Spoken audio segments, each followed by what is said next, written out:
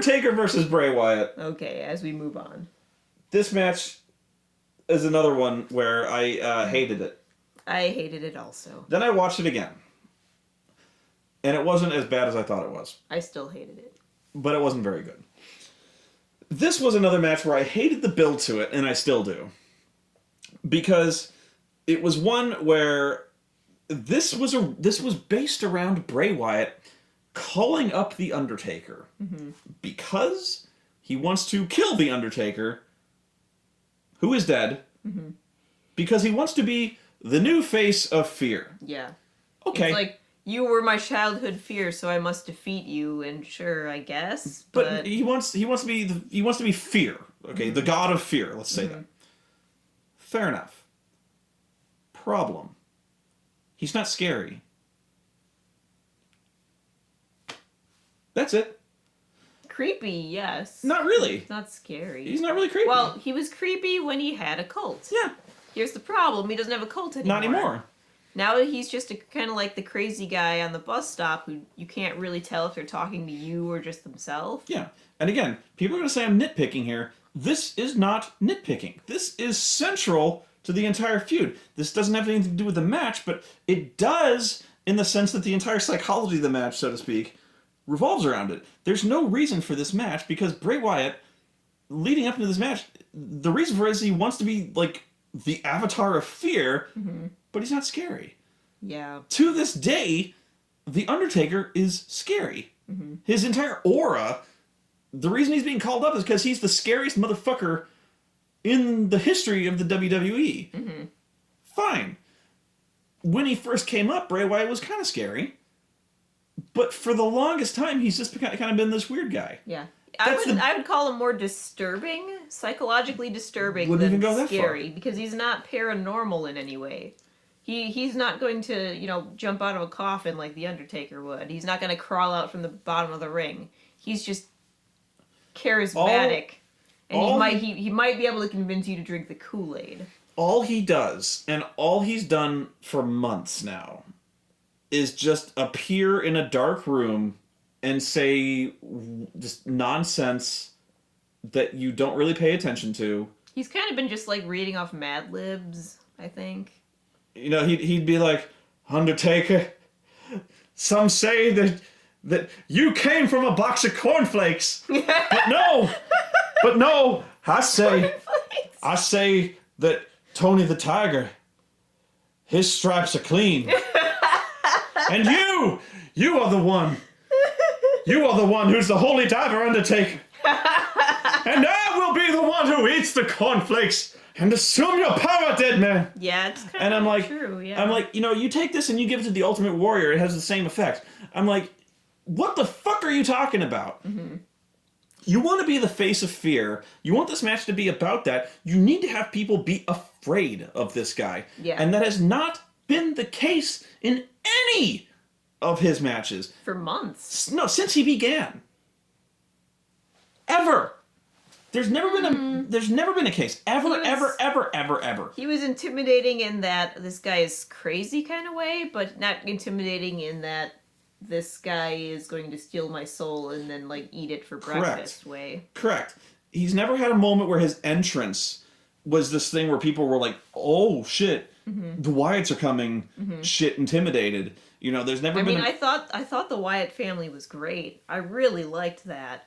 As soon as they broke it up, it all went to shit. Yeah, he had nothing. He's a cult leader without a cult now. He's not a cult leader. He's just a crazy hobo. And poor Eric Rowan is now just a vintner. Yeah.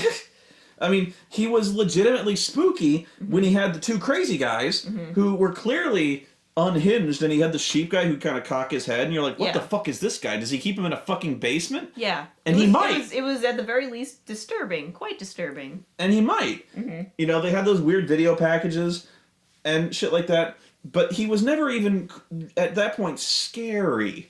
He could do his teleport. Every time they did the death, and then he would show up in the ring. But they never inferred that it was because he had connection to the supernatural. So, he would never...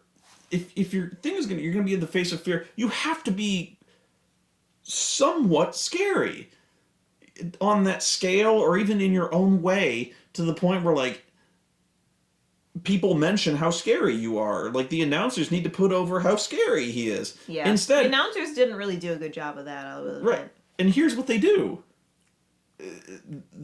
When he comes out doing his entrance, they start talking about the Fireflies. Mm-hmm. Like, and this is his trademark entrance. You can see people holding up their cell phones. He calls them his Fireflies. I'm like, well, now you're putting over his entrance and talking about, like, how not scary he is. No, I got that in that they're like, oh no, his message is spreading, but that they're not talking message? What message? They've never talked about that. They've never been specific. John Cena, when he rants like a crazy person. Yeah, when John Cena said the fate of the world is at stake because if he gets out of here, his message will spread. I'm like, what fucking message? Which has never been made clear. Mm-hmm. 2, if the message has been spreading and people are holding up their fucking cell phones, why is that bad? Yeah. And 3, it's a little too late if that's already happened, isn't it? But I liked it when the Wyatts were together because I did find them creepy on a very psychological level. They worked really well together. Breaking them up was completely pointless. Mm-hmm. Like, they've got nothing to do with Eric Rowan. They've got nothing to do with Luke Harper. They're just kind of there. All 3. They're like, Eric Rowan's a vintner now. All 3 of them. I would love to try some of his vintage wines, by the way. Oh, I would too. He's award-winning. Luke Harper is just a homeless guy, I guess. Who still sweats like a pig. Yeah, he needs a new shirt.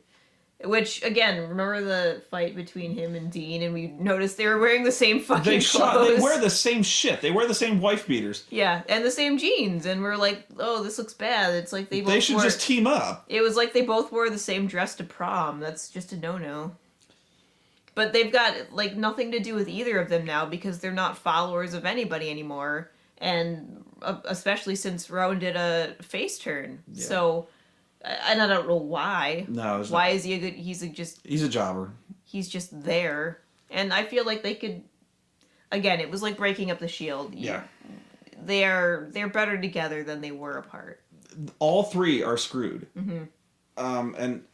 And plus they've been just throwing Bray Wyatt at everyone to see if anything will stick. Like, okay, why don't you feud with Dean Ambrose for 5 minutes? Okay, that didn't really work. Try this, try that. No, nobody cares. Because the gimmick is stupid. The gimmick would work if you had anyone to work with the gimmick. And there's nobody. I like Bray Wyatt. Mm-hmm. The gimmick is stupid. Because it's... The gimmick, again, the gimmick would be good if he still had his followers. The gimmick would be good if he had somebody to oppose him who made sense. Yeah. But they took all that away, and now he's just a guy. And Luke Harper is just a guy. And Eric Rowan is just a guy. And they've got nothing good to do with him. Yeah. So they end up in jobber matches, and this whole thing... The second he started calling out The Undertaker, I was like, please don't. Yeah, and please don't let it happen. So the entire story is him being the new face of fear, and he's not scary. And so, again, nothing is at stake here. Because the streak is over. Mm-hmm. The question here would be, is Undertaker going to lose again? Which I was really scared of. I was really afraid they were gonna... He should have lost. Probably. Bray Wyatt needed this badly. Yeah, this is the thing. Either way it went, there was no good outcome. If he lost, I'd feel really bad for The Undertaker for being just used to lose to someone again. Yeah. And if Bray Wyatt lost, then what was the whole point of this plot line? He's screwed. So, again, there were too many fights in this WrestleMania that had no good outcome, meant nothing to anyone, and screwed the plot that they were going for, it seems like. Okay, so I have to go off on this for a bit. On second viewing, I liked this match a lot better, and I realized that the wrestler Bray Wyatt was very good at being in character for this. And I realized why. Because the wrestler Bray Wyatt... hang on. Let me start over. The storyline sucks. But... Oh, thank you. I put it on backwards. The storyline sucks, and Bray Wyatt knows it sucks. Mm-hmm. But Bray Wyatt has managed to figure out a way to act in character such that he saves it for himself. Mm-hmm. Okay, I'll try to explain. Well, he stays Bray Wyatt no matter what. He stays in character as Bray Wyatt. And Bray Wyatt is not a supernatural. He's a fraud. Mm-hmm. He's a crazy cultist who has no powers, really. Mm-hmm. His power is his charisma. Personality. Mm-hmm. And that's all he's got. Mm-hmm. He's insane. Mm-hmm. And he's calling out The Undertaker, and he may even believe that he has powers. Mm-hmm. And so the story that I think he's kind of invented in his head here, is that he's calling up The Undertaker, maybe not even really believing that it'll work, mm-hmm. and then when it works, he can't believe it. Yeah.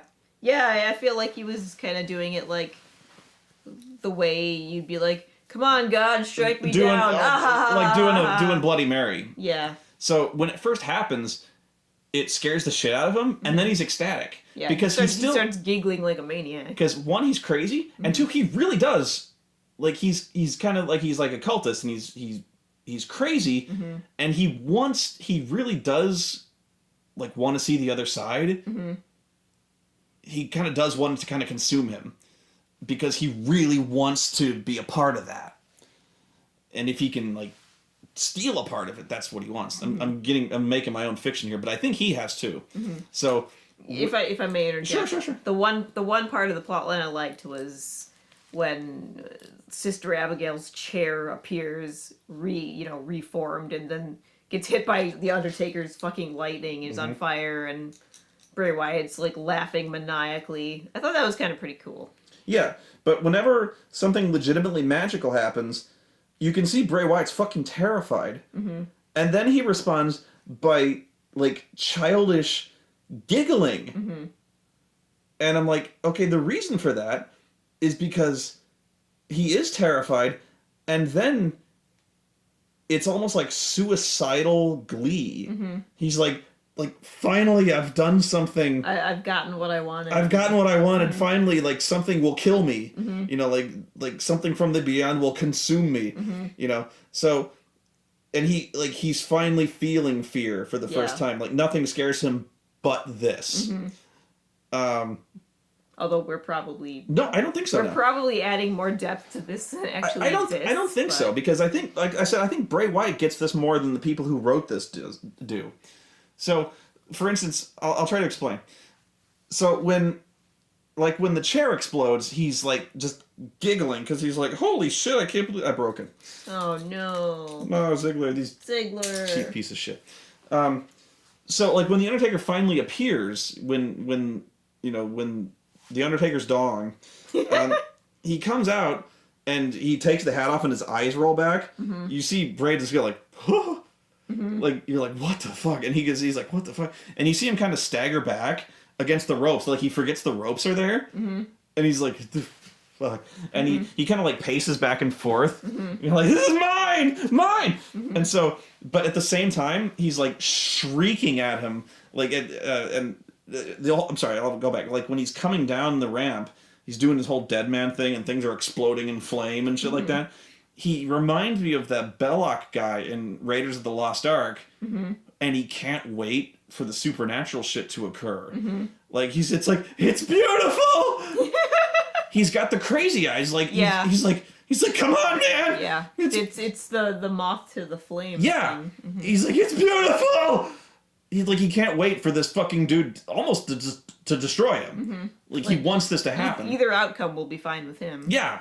Like, I mean, if you harken back to the whole, like, come on, destroy me, John Cena thing, like, he would have been happy with that. Yeah, it's all about the moral and philosophical point. Yeah. More than anything else. So, in a way... It shows that he's a pretty damn good actor. So, in a way, I thought he really got this story... He wrote a better story in his own head than they did. Was, mm-hmm. like, he didn't even really care if he won or lost so much so that... The point was that he did it. The point was that either he supplanted The Undertaker or The Undertaker became even greater in killing him, and he got, Or at least responded to his summons. That said, that next week Bray Wyatt will just be back acting like the same guy he always has been. Yeah. Feuding with somebody who makes no sense. If he starts feuding with R-Truth, I'm done.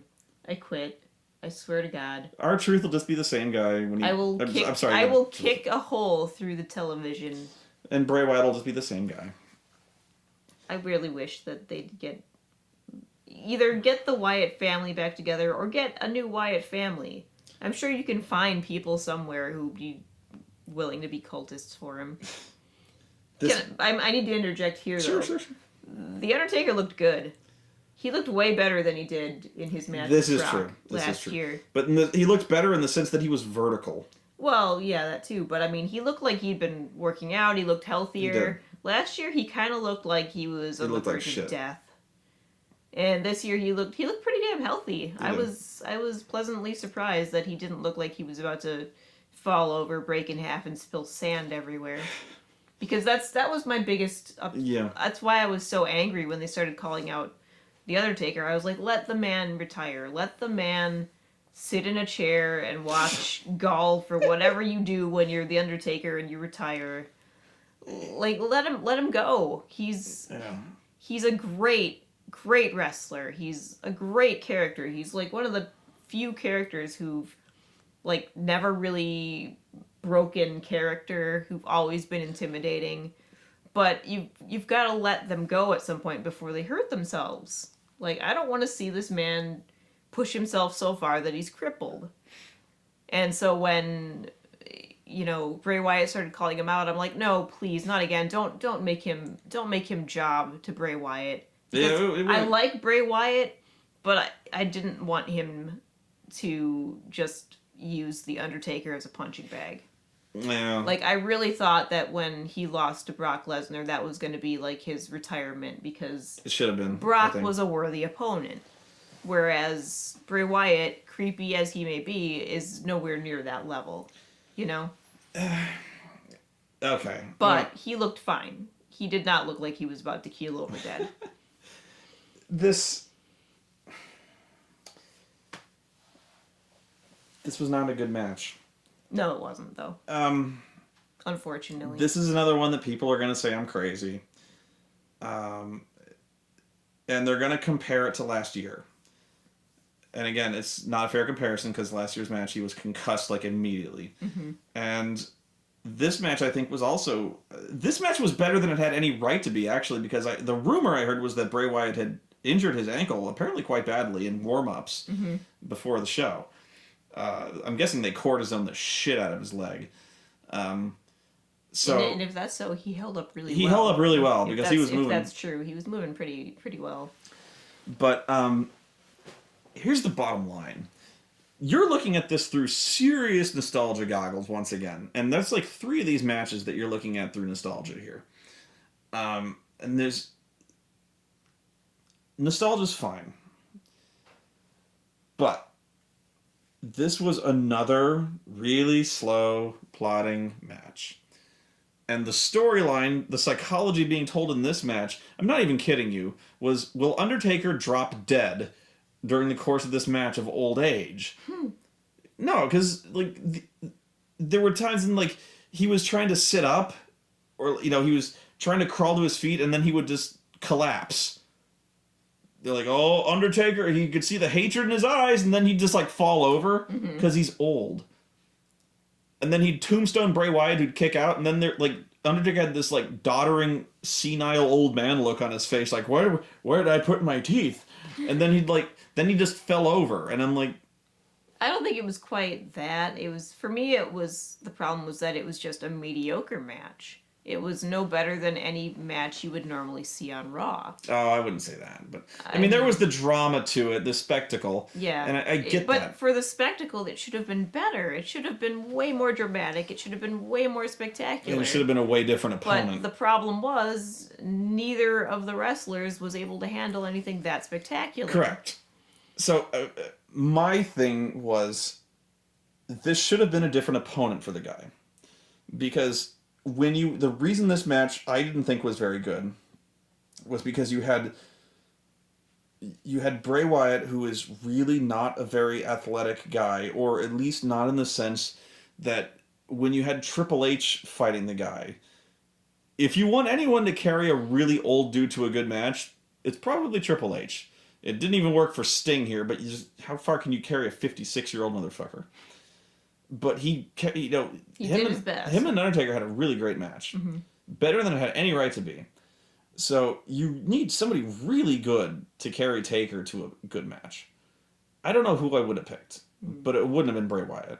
Bray Wyatt is a much better wrestler now than when he started.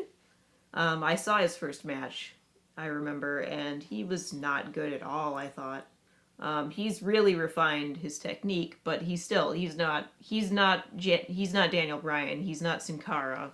Obviously, he's limited in what he can do. Honestly, I would have done John Cena versus Taker. I wouldn't have, but who would I have done versus Taker? Man. Anyway, think about it. I can't. I'll think about that. I'll let you know. I wouldn't have done anything. I would have let him. You would have let him retire if I had to. I would have let him stay retired, and if I had to. But I just thought this was I thought this match was much better on a second watching, but I can't help but compare this. You watch this match and then you watch one of the Taker matches, even as far as like 3 years ago. This match sucks. Like, I'm sorry. It's nowhere close. And you ask, is that fair? Maybe, maybe not. And you're like, well, it tells a completely different story. Yeah, it does. And I don't like that story. Mm-hmm. I don't like the story of, well, Undertaker's really fucking old. Can he still, like, wrestle a match without his head falling off? Like, will his heart explode this WrestleMania? Mm-hmm. I don't know. It was more like, will Bray Wyatt's creepy personality win against the supernatural powers of zombie darkness? That wasn't even about that. There was no zombie darkness. There was no supernatural powers. Mm-hmm. It was really about, will Undertaker be able to, like, survive? Mm-hmm. Which, by the way, Taker got a shitty entrance. What? He had no druids. He had no druids, and there was no fight with the Fruids. He just walked down the ramp. It was fine. I expect more. If he had no taiko drums. If Bray Wyatt can steal the fucking druids, he had scarecrows. He had the scarecrows. That was weird, but kind of cool. And then Taker got nothing. Come on. He had scarecrows doing the Thriller. Kinda, yeah. I was just disappointed by that. Again, the pageantry just wasn't there in places where I thought it should have been. I was kind of confused that it was weird to me seeing Bray Wyatt kick out of the tombstone. Mm. Nobody really gets to do that, but they let Bray Wyatt kick out of the tombstone. That was weird to me. Yeah. Yeah. Anyway, this was one of those circumstances where, like, the wrong guy really went over, and this is the last thing I'll say about that. This was really the capstone to WrestleMania for me, in the sense that this is what made me mad. Another example of the wrong guy going over. Undertaker. Triple H. Big Show. Old guy. Thanks for watching the show. We have all these up-and-coming young superstars. Lost. Mm-hmm. The whole show seemed nostalgia-based, which seems odd to me just because there are so many new fans now. Like, to me, it actually seems like the fan base of WWE has shifted. I was telling you about this at one point. It seems like there are a lot more nerds and hipsters than there used to be, which is why people love people like Daniel Bryan now instead of just big, huge muscle guys. And of course, Vince McMahon has never caught up to that, which is why they will not promote people like Daniel Bryan the way they should. But the fans have gotten nerdier, the fans have gotten smarter, and while they might go back to watch old matches and have a sense of nostalgia the way I have nostalgia about Ninja Turtles and Thundercats, it's still not the same. Mm-hmm. Like, you look at the audience, and it's all people, like, my age and younger.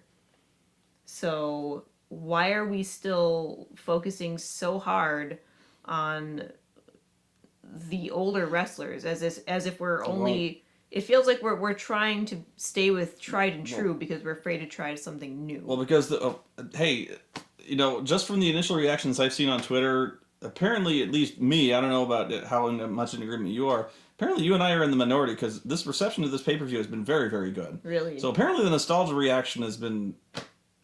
So people are going to disagree with you and me. Basically, I'm going to be getting more death threats. More. This is the first. Okay, we'll talk about this later. Over wrestling? Not over wrestling. Usually just over how ugly I am. Okay, we're gonna talk about this later. Anyway, that got awkward. It's just, to me, it's odd because, I'm a kid of the 80s, but almost everyone I know was born in, 1990. And they missed the whole era that I lived through. They weren't there for, Ultimate Warrior and Hulk Hogan in their prime. They weren't there for Andre the Giant. So I don't know where the whole nostalgia thing's coming from, because whenever I look at an audience, everybody is under 30. Did you know in WCW, when the Big Show was the Giant, they were actually claiming that he was Andre the Giant's son? Yes, I do recall. You told me that. Okay, yeah. That's then he won the Andre the Giant Battle Royal. And yet I wouldn't have believed that. He's and come yet home. For years, until this year, I did not know that Kane was not the Undertaker's actual brother. No. I was totally willing to believe that. But yeah, I got really fed up with this show when really after the Undertaker won,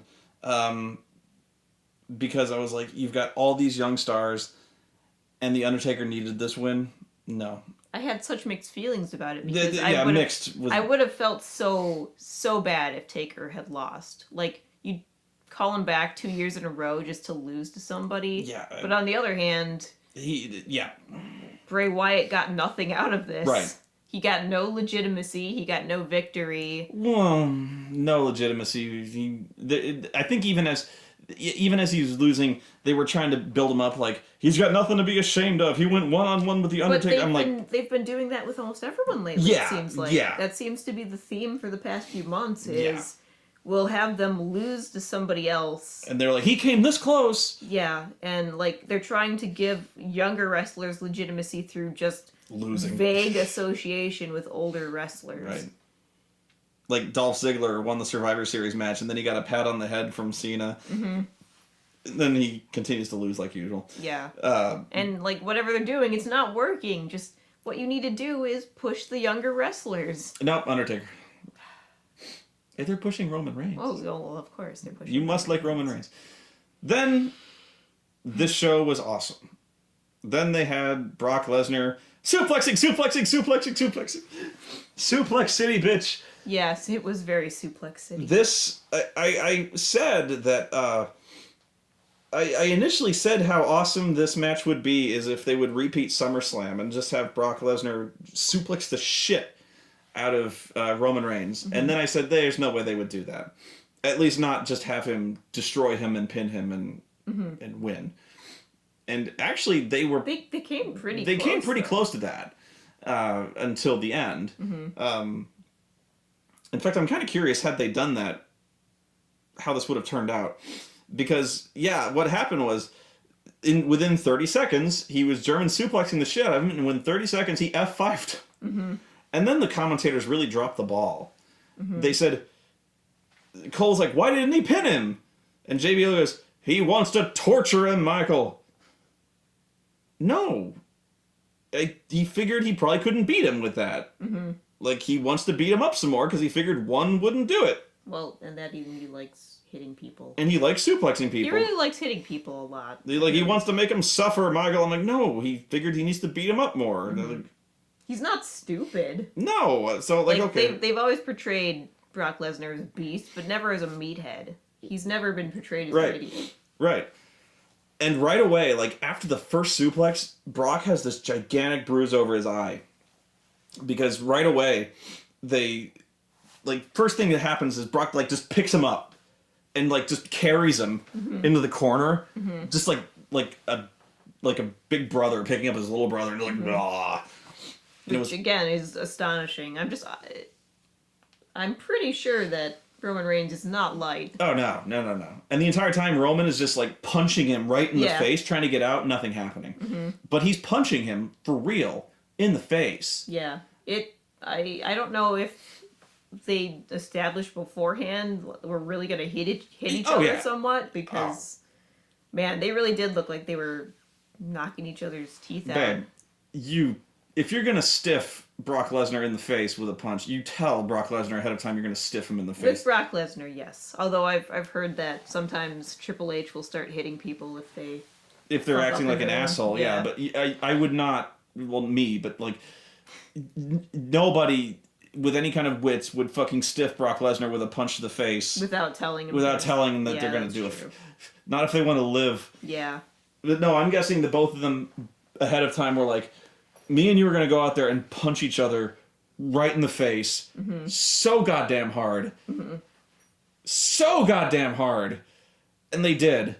Because if you go back and watch that fight, they punch each other in the face so goddamn hard. They both end up bleeding. Yeah. A lot. Like, as always, like, almost in every fight that Roman Reigns is in, he ends up bleeding from the mouth. I don't know if he just has, like, really sensitive lips or he has a tendency to bite them or something, but he's always bleeding from the mouth. And then Brock gets, like, cuts and the hairline cut, which bled like crazy. Yeah. The first, like, I think it's the first punch, like, just his eye puffs up, and he keeps getting punched, his eye gets cut, his mouth gets cut, and I'm like, fuck's sake, man. Suplexing him all over the place. Roman's actually taking these suplexes like a champ. Yeah. He ties him up in the ropes and starts doing like knee lifts right into his ribs, and he's doing these knee lifts so fucking hard, and then he starts hitting him in the face with knee lifts. Yeah. And you hear these like on skull, and then they start showing it in slow motion of his head, like the shockwave going through his head, like bloop, bloop, bloop, bloop, bloop. I'm surprised he didn't get whiplash at that point. And even the kicks to the ribs, he's just kicking him right in the fucking ribs. And, like, if anyone ever says, like, pro wrestling's fake, fuck you. It's predetermined. It's not always fake. Oh, fuck's sake. Sometimes they will actually hit each other for effect. Or for rage. Or for just sheer manly chest beatiness. You know, and then Roman Reigns reverses it, ties him up in the ropes, and then just starts football punting him right in the face. Like 4 times. Yeah. It looked like a very painful, very desperate fight. Oh, God almighty. And then Brock no-sells it, and then vertical suplexes him out of the ring. Like a normal suplex. But he doesn't just suplex you. He does a vertical suplex where at the end, he throws you. So suplex, and then at the very end, he just like goes, "You're leaving." Yeah. And he tosses Roman Reigns like Roman Reigns weighs about as much as I do. I've never seen a motherfucker deliver a vertical suplex that looks like it could be a finisher. This dude is fucking phenomenal. It's so weird that my 2 favorite segments to me are the guys with the mixed martial arts stars. We should probably start watching more MMA. The legitimacy these guys have is like out of this fucking world. Well, that and we both enjoy the fact that Brock is a bad guy. No, he's not anymore. He's not really. He's like, if he was a villain in a movie, he would be the one who'd be like, nothing personal, I'm just getting paid, and I like hurting people. Well, he's officially a babyface. He turned babyface when he came to Raw the next night and was like, Heyman even said, like, I could sue you and get the title back, but Brock doesn't want to do that. Brock won't let me, Brock won't let me. He wants to fight, and he wants to fight right now, and that's a babyface thing. That's like 100% babyface. Again, we've got the supposedly bad guys who are better good guys than most of the good guys are. Well, he's not a bad. I mean, that is babyface right there. That's 100%. It is to us, but I still think that they're trying to portray him as a bad guy. He's no, because he's beating the shit out of the Authority. They're portraying him like he's insane. But that's Stone Cold Steve Austin style You're right. babyface. But we're getting ahead he's beautiful. Can I just say Please, yes. the fight, the Roman Reigns Brock Lesnar fight, I honestly felt that went as well as it possibly could have, and I am surprised it did not go over better. I was afraid of what would happen if Roman won. I thought if Roman won, people would just like burn the fucking stadium down. Oh, they would. And I don't think it would have helped him any. No. In fact, I thought it would be best if Brock won, because then Roman would have something to fight against. Because I don't know if it's common knowledge, but apparently Brock has resigned, so he's not leaving. It's common. So had he lost, yeah, it would have sucked. It's WrestleMania, but that gives him really, really something to strive for. And they could have done what they failed to do with, like, John Cena, where they got the training montages. They've got him getting stronger and training and learning new moves.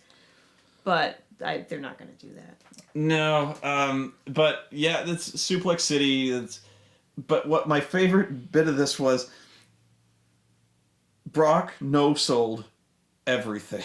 Oh, yeah. Every time he got hit, he just looked angrier. Yeah, and they're even telling that story. Is that I'm pretty sure he's a Terminator at this point.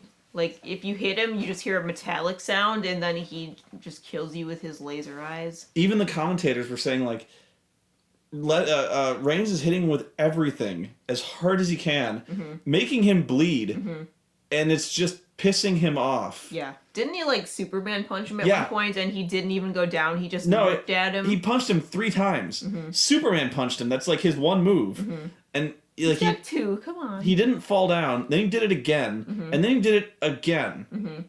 And that time he fell down. He and stumbled against the ropes at the very least. After the third one, he stood up and then just, like, staggered in the corner, and then he got speared, and then he stood up, and then he got speared, and then he got pinned for a 2 count. And then he just got up and F5'd him. He's like, oh, you thought that would work? This isn't even my final 4. Yeah, he took like 5 finishers in a row and was like, fuck that. Actually, he picked him up. He did. He picked him up in the F5, yelled, fuck that, and F5'd him. Literally. That's what he did. Yeah. And I was like, this is unbelievable, this guy. Anyone else, I'd be so pissed off. With Brock, I'm like, this is amazing. I love this. Well, like, when John Cena no-sells it, you're just like, he's a bad actor. But when Brock Lesnar no-sells it, you're like, because you could hit him with a truck and the truck would crumble. But at least at that point, Brock is fucking bleeding all over the place. And he looks like he's still in pain. But he's fucking Brock. He's like, fuck that! Yeah, like I said, it's like, you made me bleed my own blood, now you die. He's like, I will kill you now. You know, so, yeah, and so, but, you know, you actually might think that, you know, Roman has finally drawn blood on this guy. He caught him in a mistake. He's hit, like, 2 spears. You know, even the commentators are like, he might do it! This could be a miracle! 1, 2, kicks out! Fuck that! F5! And you're like, what the fuck is this? Yeah. He's not human. He's not human. Then Seth Rollins comes down. Didn't somebody say that at one point? Something like that. Then Seth comes down with his briefcase, and at first I yelled, what kind of idiot does this? And then I realized this is actually really brilliant. So he comes down, throws the briefcase at the ref, and it becomes a triple threat. He immediately kicks Roman out of the ring, curb stomps Brock, pins him, 1, 2, Brock kicks out, Brock no-sells it, goes to F5 Seth. He just no-sold the curb stomp. Roman spears Brock, who Seth kicks Brock out of the ring, curb stomps Roman, and then wins the title. Yeah, by taking out Roman. So he couldn't defeat Brock Lesnar, but he got Roman because he was tired. So the only way he could win the title was in a triple threat match by stealing it from Brock, because the only guy who was beatable in a triple threat was Roman Reigns. And then still, only after they'd been wailing on each other with actual punches for minutes and minutes. But yeah, even after having been hit with like 5 finishers, Brock was no-selling the fucking curb stomp. Yeah, with blood running down his face, and no selling it. Like he's like, Kurt's, what? Fuck you! And like, I was like, this is. He's gorgeous. like, oh, this little bitch again. I'm gonna show him what for. I was like, this is fantastic. And so yeah, but Roman Reigns gets curb stomped. He's done. I was like, well, that's just because he got suplex and F5'd how many times? By... 4. Which that was the part I didn't like, was like he got F5 more than the Undertaker and kicked out. I was like, I don't like that. But that's just he's younger. It's okay. A lot of people did not like this finish. I did not see this finish coming. No. I was surprised by it. Yeah, and I feel like I should have seen it coming because we've been waiting for Seth to cash in that fucking thing forever, and we knew he would cash it in when whoever he was cashing it against was half dead. I will give them credit on this one. This was by far the optimal outcome out of WrestleMania, because there was no good outcomes on this one, except Brock Lesnar just winning clean, and I don't think anyone thought that was really going to happen. I think everyone was pretty much resigned, even after the announcement that Brock was coming back, that Roman Reigns was. I think everyone thought that it was always the plan. Roman wins clean.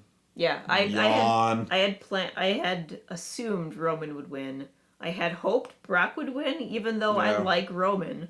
It's weird. It's just I'm like thinking in what's best for his career. If he had won here, it would have sucked even worse for him. Oh, it would have. Unless they turned him heel. Yeah, but this was an optimal ending in that nobody lost. Yeah, really. Brock is still protected because he didn't lose. Roman Reigns doesn't have the title, but he didn't lose, really. We're happy because Seth Rollins looks. Seth is protected because he looks brilliant, and we're happy because Roman Reigns isn't champion, and Brock still looks like a badass. Yeah. So yeah, and I normally don't even like Money in the Bank. In fact, I kind of hate Money in the Bank. But this was if you were looking for an out for this match, this was it. Yeah, it was a very good use. So much so that I cannot believe the people who have been writing this dog shit for months figured out a way this good. Yeah, that was it was more clever than I would have ever given any of the writers credit for. This was unbelievably good. Like, I want to know who is responsible for this, and I want to send them chocolates and flowers. Yeah. Even though, again, coming to Raw, it didn't really help as much as it should have. So let's speed through Raw here. What the fuck happened on Raw? This was great. This was the best Raw I've seen in a long time. What the fuck was this? I was dreading this shit. Like, the whole time we were watching it, we were like, did somebody slip something into Vince McMahon's coffee and he slept for the last week? I thought Vince fell downstairs. Like, somebody wrote this really well. Like, all of a sudden there was NXT shit. Yeah, on they Raw. were finally mentioning the fact that it existed. Yeah, the mere fact that they acknowledged its existence. Not only did they acknowledge its existence, they brought up the Lucha Dragons. They brought up actual wrestlers. And it was a great match. And they let them win! And they let them win. Usually when they bring the NXT guys, they have them lose! Yeah. Or they'll have them job for a couple of times and then lose, like they did with the Poor Ascension. Yeah. Oh, the Poor Ascension. Oh, God. I'm so sorry. Those poor fuckers. I didn't think they were the best on NXT, but god damn, they've turned them into clown shoes. The Lucha Dragons, man. Lucha Dragons, instant stars. They were amazing. That's how you debut a fucking team. That's how you do it. They looked great. They pulled off amazing athletic moves. They didn't look like anybody they've got on the roster at all. And they were exactly what I've been saying that Raw needs, because we don't have Rey Mysterio anymore. Correct. And we need... Everybody lately has been just, like, slow-moving, punchy bruisers. Because every match is always the same. I mean, all we've really got is Daniel Bryan, and he has not been doing quite as much as he used to. I don't know if he's being careful, or if they're just making him have shitty matches. Careful. But yeah, this was a match unlike anything we'd seen in months. It was so well coordinated. It was fucking ballet with punching. It was high flying. It was exciting. These guys were stars. Kalisto was fucking phenomenal. And the crowd was so happy. Crowd loved it. They finally saw something different, Mm-hmm. and they won. Mm-hmm. It's that easy. Mm-hmm. If they had the Dragons come up here, do this shit, and lose, you've killed them. Yeah. And guess what they did with the New Day when they debuted? They had these guys who admittedly they'd seen before, but they had this new team debut, Mm-hmm. and in their first match, they lost. Mm-hmm. That's how you fucking kill a team. And guess what? The New Day is dead. And with the Ascension, they had him beat, like, a few jobbers. Well, they didn't lose their first match. No, that's what I mean. They had him beat a few nobodies. But then they got humiliated by retired wrestlers. Yeah. And it is like... Yeah. Plus, they made him look way They look like stupid. dorks. They still look like dorks. Yeah. And I mean, they weren't even in the tag team Fatal 4-Way at Mania. They weren't at Mania. So No. they weren't I don't think they were in the Andre Battle Royal, and everyone was in that. I don't remember them, which says a lot. It's like they got promoted for no reason. Yeah. It's almost like when people get promoted or brought up from NXT, if they are not over the first appearance, Vince McMahon is just like, fuck them, never mind, they failed. And they don't get the chance that they deserve. But yeah, the Lucha Dragons, they're going to be fine. I hope they do not fuck them up. And then They were great. And then it's almost like they were watching the show, my show, because then They were they watching aired. some wrestle. Then they aired a promo that was exactly what I had described in my dream. They showed in slow motion Adrian Neville doing the red arrow off the top rope for 15 seconds, followed by the word Neville. The end. Yeah. I can't remember. That is the first time I've ever seen them promote or even mention Yeah. NXT. Yeah. I can't remember if the word NXT was on the bottom, but actually I don't think so, because I think he was moving up to the Raw roster. But yeah, I was like, have him do a move, show Adrian Neville, NXT, thank you. Yeah. In 3 hours, they like do a 15-second thing, like, you can see this shit on NXT, goodbye. Yeah. Especially since NXT's on the network, right? Right. So if you show how awesome it is, you get more network prescriptions. But here's the thing, on WrestleMania, and this pissed me off too, on WrestleMania, instead of showing all the wrestling content they got, they were pushing like all this new shows they got, almost none of which actually had to do anything with wrestling. It was like Jerry Springer, this jackass show they've got going on. All these shows, I'm like, dude, you've got thousands of hours of actual wrestling backlog that you haven't put online yet. Anyway. But yeah, they had actual NXT stars moving up here. Although Neville pissed me off, who they are now just calling Neville. Not to say it wasn't a good match. It was a great It was a very good match. And Adrian Neville is great. Neville. But just, there's nothing wrong with the name Adrian, damn it. I get I'm making this up now, but I get the feeling Vince McMahon saw on paper Adrian Neville versus Curtis Axel and was like, what?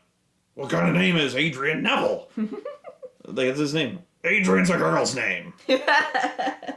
No, Adrian's a girl's name. His name's Neville. We're just calling him Neville. That doesn't mean anything, sir. His name's Neville. Like Antonio Cesaro. Antonio's like a Spanish name. Isn't he Swiss? Cesaro. No, Neville. Put a cape on him for no reason. At least he still got his own music. Yeah. I always liked his theme music. So, but yeah, now he's in a purple cape. Cape was kind of dumb. Like a dork. Yeah. And he's got... He's Adrian Neville. Like, you show off the fact that he's got the body of a Greek god. Why does he have a cape? That's all you need. I refuse to call him Neville. Henceforth, he is Neville Man. I hate the cape, and I hate the fact they've removed his first name. It's stupid. I will forever call him Adrian Neville because the name goes good together. It's a name that fits well. Why would you... I hate it. I'm sorry. Yeah.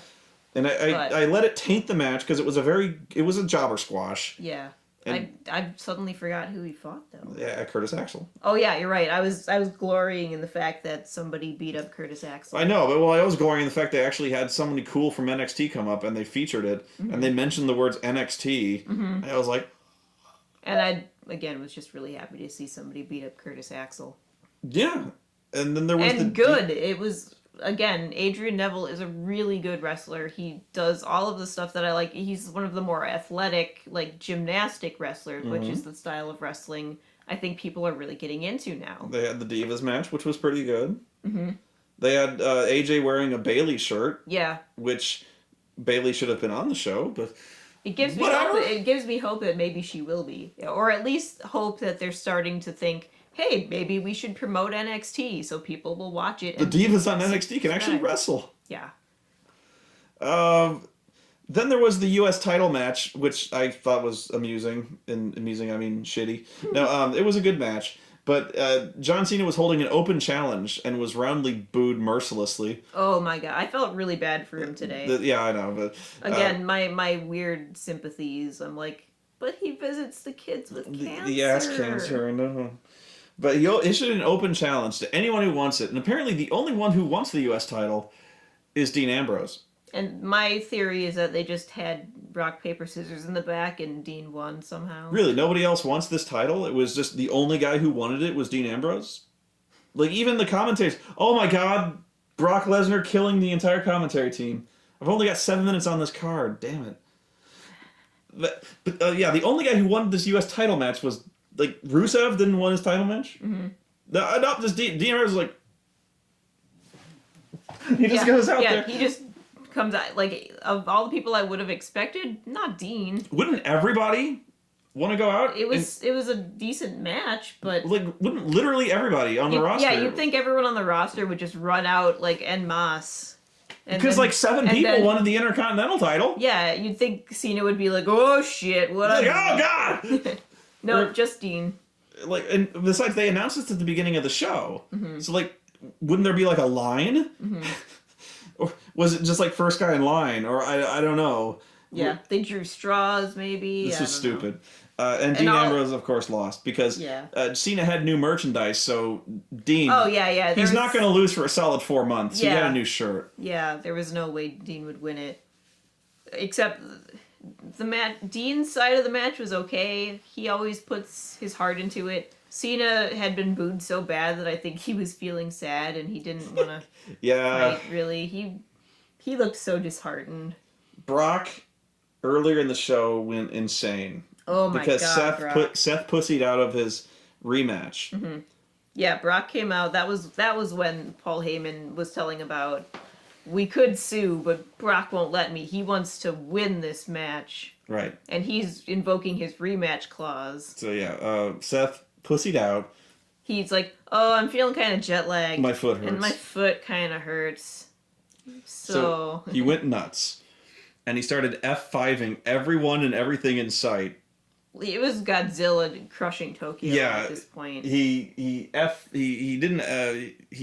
beat up J&J and he threw J&J security into the commentators. He threw J&J security across the commentators into the Spanish commentators. He fucking flipped the announcer's table, which apparently murdered Booker T and Bradshaw. They were dead. They were trapped beneath the rubble. They were dead. Yeah. Pinned. We never saw anybody get them out either. No. So I'm pretty sure they just stayed under the desk. They saved Bradshaw. Did they? Yeah, I never saw them get Bradshaw out. I just saw them get Cole out. I saw them get Bradshaw. They may still be digging for Booker. I'm pretty sure they forgot Booker was there. Yeah. Like, I'm pretty sure that at some point the supplementary commentators were just like standing. Volunteers are still looking for Booker. And they've got dogs. Poor out. Michael Cole got the shit F5'd out of him. Oh, so bad. Fucking hell. And I was at that point. I was like, why of all people? Why Cole? He's innocent. Booker and Bradshaw both were wrestlers, and you go for like 98-pound Cole. That fucking cameraman got the worst of it. Him too, yeah. The entire rest of the show, however, that table stays. Was immobile. Yeah. I was like, fucking flip the table. What does it weigh? Like 3 tons? No, it is flipped upside down. Like Booker was just pinned. It's like a sunken battleship at this point. Yeah, you would have needed a crane to get that table. So the commentators just kind of stand awkwardly behind it. I guess they were really trying to put over the power of Brock Lesnar. Like, they could have grabbed a chair. No, they had to stand. They had to stand. Those chairs destroyed. We have no other chairs in the. Really, they're like. I guess they were just trying to sell the destruction. Yeah, they couldn't even go sit by like the timekeepers. No, that table was just a wreck. We've only got 4 minutes. minutes. It was like a flipped over semi truck. Oh, only got 4 minutes. I gotta wrap this up. All right, so what else? What else? Okay, then I'm gonna close with Byron Saxton, the replacement. This guy almost single-handedly destroyed pro wrestling with his mere presence. This was such a good show until him. This was a great show, and then boom goes the dynamite. Why did they? This guy. I feel like this is like a really mean practical joke on Vince McMahon's part. Like, he wanted somebody to watch him fail and laugh. It was like listening to a man drown. Mm-hmm. This guy, like, when the camera was on him, it was like. He misnamed people several times. He called Stardust Goldust. Yeah. I think you said he called Dean Ambrose Dan Ambrose. It sounded like it. I'm for sure he said Dean, but he pronounced it like Dan. He misnamed moves. He talked about nothing in particular. He started like speaking like 5th grade English poetry. He started drooling. This is like. Finally, they got Lawler out there. And it didn't help. It didn't help.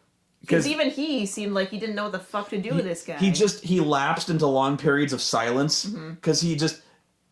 Like, I feel like they just, like, dragged him out of his hotel room and said, please save this. And he's like, there's nothing I can do. It was horrible. Mm-hmm. It was horrible. Yeah. I was like, go get that hipster guy from NXT. Get anybody. Somebody. Get Barrett. Get anyone. Yeah. Anyone could have done better commentary than that guy. Get him away. Get nobody. Mm-hmm. Just have no commentary. Cut his fucking mic.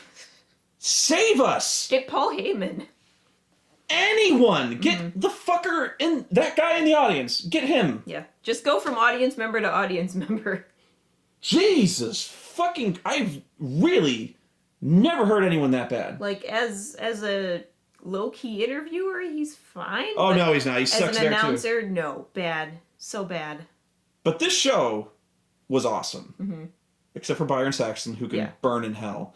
But this is the best Raw I've seen in months. And so hopefully this is the best Wrestle you've seen in months. So thank you, April, for saving my ass. Oh, yeah. Mm-hmm. Thank you for watching, and good night.